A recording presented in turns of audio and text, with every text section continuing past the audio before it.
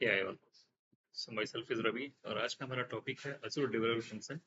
सो इसके प्रीवियस लेके वीडियो में मैंने डिस्कशन करा था अजूर डिवरल फंक्शन होता क्या है, how many different types of azure durable functions होते हैं, इसके अंदर जो डिफरेंट टाइप्स ऑफ प्रॉपर्टीज हैं, ठीक है, और इवेंट है कैसे वो हैंडल करते हैं, ठीक है, और अगर लॉग एक्टिवेट करना चाहें तो लॉग को कैसे एक्टिवेट कर सकते हैं। सो एक बार मैं रिकैप कर देता हूँ।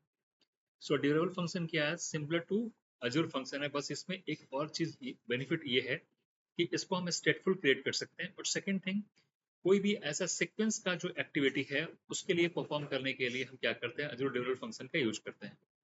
सेकंड, क्योंकि इसके अंदर हम एक फ्लो क्रिएट कर सकते हैं और जिसके थ्रू कर सकते हैं उसको हम कहते हैं ऑर्केस्ट्रेटर। सो ड्यूरेबल फंक्शन में हम क्या करते हैं, ऑर्केस्ट्रेटर के साथ हम क्रिएट करते हैं और जैसे जैसे जिस पर्टिकुलर एक्टिविटी की हमें नीड है उस पर्टिकुलर टर्म को हमें एग्जीक्यूट करते हैं। मेजर फोकस हम ये करेंगे इसमें कि इसमें क्या होता है, स्पेक्ट्रल मैनर में हम काम कर सकते हैं। सपोज करो कोई एक्टिविटी आप कर रहे हो जिसमें आपको किसी की अप्रूवल की नीड है। अब अप्रूवल तो आपको इमीडिएटली मिलेगा नहीं, हो सकता है मे बी घंटे 2 घंटे के बाद मिले। तो उस केस में स्टेट को कैसे मैनेज करोगे? तो इसके लिए ड्यूरेबल फंक्शन क्या करता है कि जब हम ड्यूरेबल फंक्शन क्रिएट करते हैं तो मैं आपको दिखाऊंगा कि उस टाइम में क्या करता है, एक स्टोरेज अकाउंट का रेफरेंस अपने साथ अटैच करके नया क्रिएट करके एसोसिएट कर लेता है और उस डिटेल को उसके अंदर मेंटेन करके रखता है, ठीक है।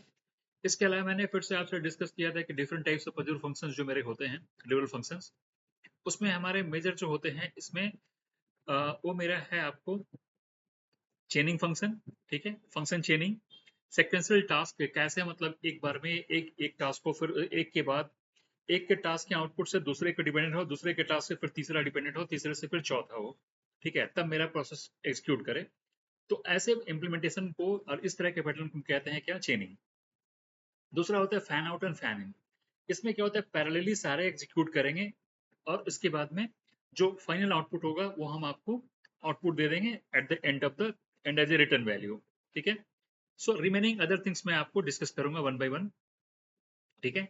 सो आज हम एक काम करते हैं, आज हम देखते हैं कि सिक्वेंशियल कैसे हम मेंटेन करें, यानी फंक्शन चेनिंग हम कैसे इंप्लीमेंट करें ड्यूरेबल फंक्शन के अंदर, ठीक है। सो मैं आपको एक एप्लीकेशन क्रिएट करके मैं उसमें दिखाऊंगा कैसे हम कर सकते हैं उस काम को। So let's create first the application of dot application in dot net. So पहले से मैंने एक बना रखा है, लेकिन फिर भी मैं एक नया एप्लीकेशन क्रिएट करूंगा सेपरेट।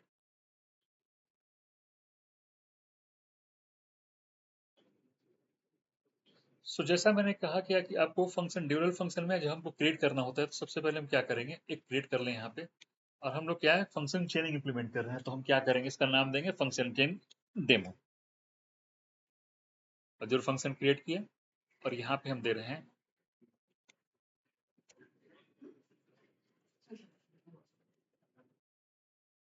फंक्शन चेनिंग इन ड्यूरेबल,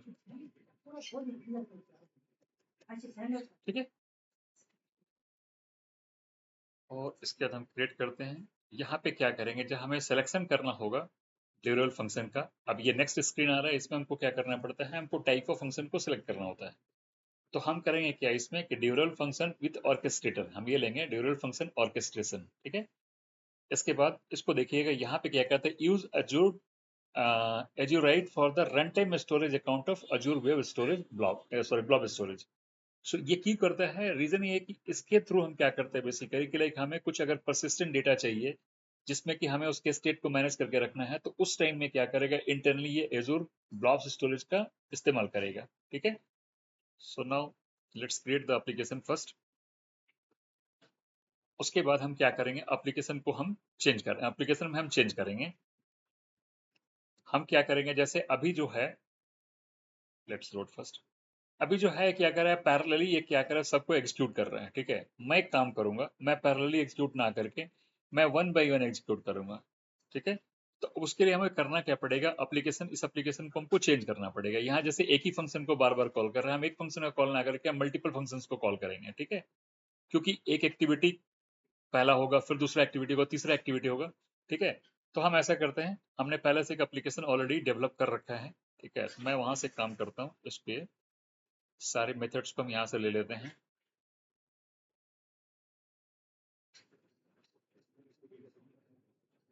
तो सबसे पहले मैं एंट्री पॉइंट वाला ले लूँ जो मेरा ये है, ठीक है, फंक्शन चेनिंग हमने यहाँ पे नाम दे रखा है इसका। आते हैं नए वाले एप्लीकेशन पे और हम चेंज करते हैं सबसे पहले बिलो वाले एप्लीकेशन को। ठीक है, ये मेरा एंट्री पॉइंट है। ठीक है, अब इसके बाद हम क्या करेंगे कि जो मेरा टॉप लेवल है और मेथड्स ना हो तो हम ऐड कर लेते हैं पहले।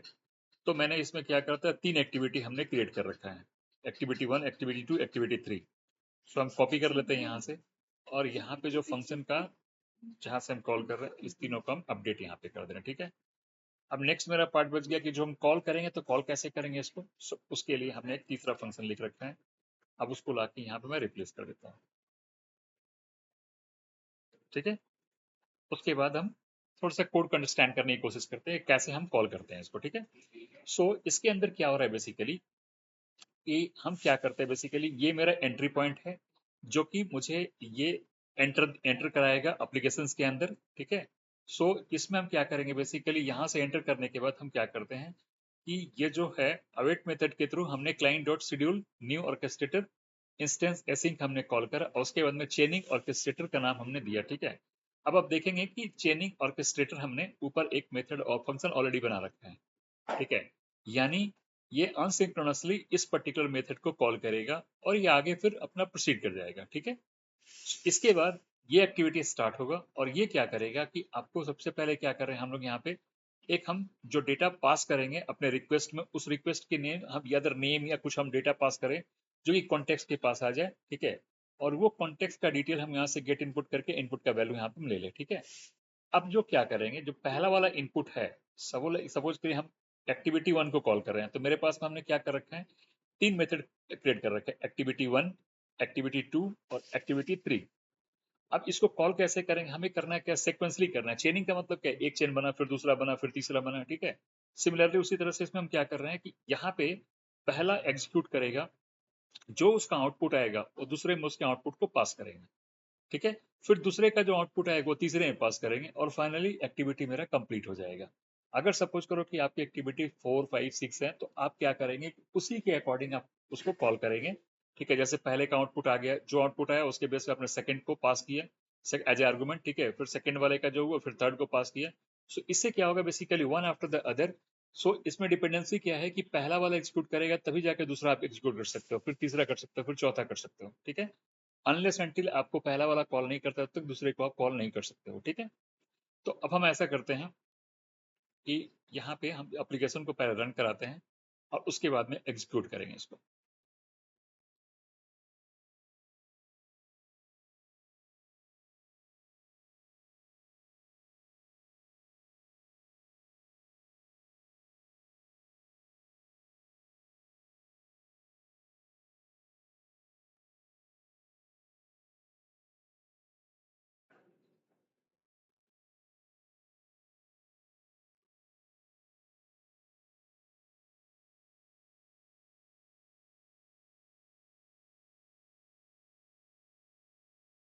अब देखिए यहाँ पे आपको एक बार जो एप्लीकेशन मेरा रन कर गया तो मेरा क्या था कि जो स्टार्ट शेयरिंग जो मेथड था जिसको कि हमें स्टार्टअप मेथड के तौर पे कॉल किया था, वो क्या है, पोस्ट टाइप का है। कैसे पता करेंगे इसके लिए, तो सबसे पहले नीचे चलिए और यहाँ पे क्या कर रहा है, बेसिकली HTTP ट्रिगर हमने ऑथेंटिकेशन लेवल रखा है एनोनिमस, मतलब कोई भी यूजर एक्सप्लोर कर सकता है, और मेथड क्या है, पोस्ट है। ठीक है, तो ये इसका एंट्री पॉइंट हो गया। एंट्री पॉइंट होने के बाद में अब ये पहले अंदर आएगा, अब इसको क्या चाहिए, हमें कुछ डेटा भी वहां से पास करना है। ठीक है, और ड्यूरेबल टास्क का हमने क्या करा, बेसिकली यहाँ पे ऑब्जेक्ट क्रिएट कर दिए। ठीक है, उसको हम क्या नाम रखा है, उसका क्लाइंट हमने। ठीक है, अब उस क्लाइंट के बेस से हमने क्या करा कि दूसरे ऑर्केस्ट्रेटर मेथड को जो कि हमने क्रिएट कर रखा है ऊपर, उसको हम कॉल करेंगे। और ऑर्केस्ट्रेटर जो हमने बता रखा था कि ऑर्केस्ट्रेटर का काम ये होता है बेसिकली कि लाइक वो पूरे टीम को मैनेज करके चले।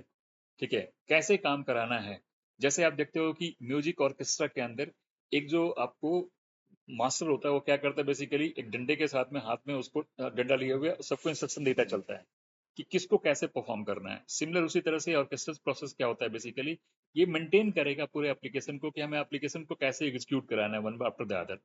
ठीक है, अब हम ऐसा करते हैं, हम यहाँ पे ब्रेक पॉइंट डाल देते हैं, यहाँ पे डाल दें।